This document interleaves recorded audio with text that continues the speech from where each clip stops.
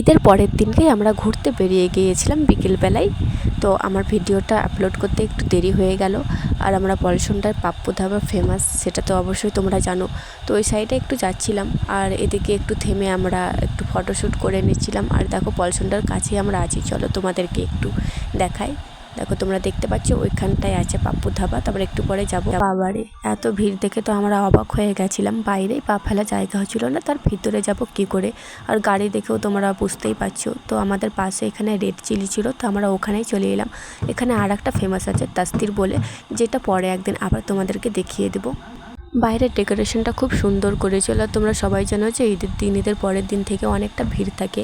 তো আমরা গিয়ে টেবিল পেয়ে গেছিলাম, আর সিম্পল হারিয়ালি কাবাব অর্ডার দিয়েছিলাম, যেহেতু ঈদের দিন থেকে আর কিছু খেতে ইচ্ছেই করে না। আর একটা করে কোক নিয়েছিলাম। আর হ্যাঁ, শেষে আমাকে পর আবারও প্রপোজ করলো।